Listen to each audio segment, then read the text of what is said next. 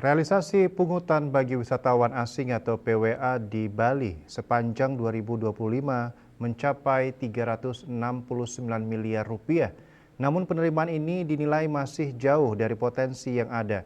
Dari 7,05 juta wisatawan mancanegara yang datang ke Bali, baru sekitar 35,4% yang membayar pungutan tersebut. Pungutan wisatawan asing atau PWA kembali menjadi perhatian pemerintah Provinsi Bali. Gubernur Bali Wayan Koster dalam pidatonya pada rapat paripurna ke-47 DPRD Provinsi Bali Jumat 14 Agustus 2026 menyebut sepanjang 2025 PWA berhasil menghimpun penerimaan sebesar 369 miliar rupiah. Namun tingkat kepatuhan wisatawan asing tergolong rendah. Dari 7,5 juta wisman yang berkunjung ke Bali, baru sekitar 35,4% yang tercatat membayar PWA.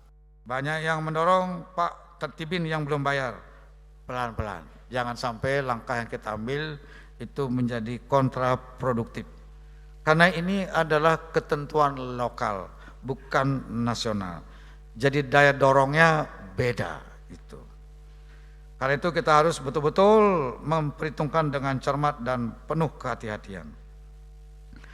Kemudian dalam perkembangannya tahun 2026 ini sudah ada peningkatan melalui upaya yang kita lakukan dengan pihak imigrasi maupun juga pihak maskapai yang memiliki jalur penerbangan internasional.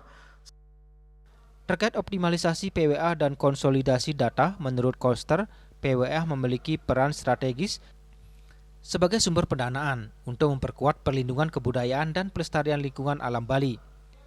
Karena itu, Pemprov Bali akan memperkuat konsolidasi data dan sistem pengawasan di seluruh pintu masuk kedatangan wisatawan. Optimalisasi juga dilakukan melalui penataan regulasi pendukung sehingga pembayaran PWA dapat lebih tertib dan menjangkau seluruh wisatawan asing. Koster menilai potensi penerimaan PWA masih sangat besar, mengingat Bali menjadi salah satu daerah utama penyumbang devisa pariwisata nasional.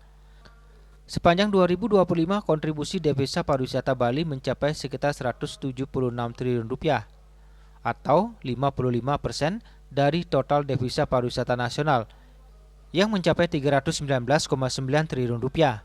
Pemerintah berharap optimalisasi PWA tidak hanya meningkatkan pendapatan daerah, tetapi juga memastikan sektor pariwisata ikut membiayai pelestarian alam dan kebudayaan Bali. Winate dan Kadek Putra, Bali TV.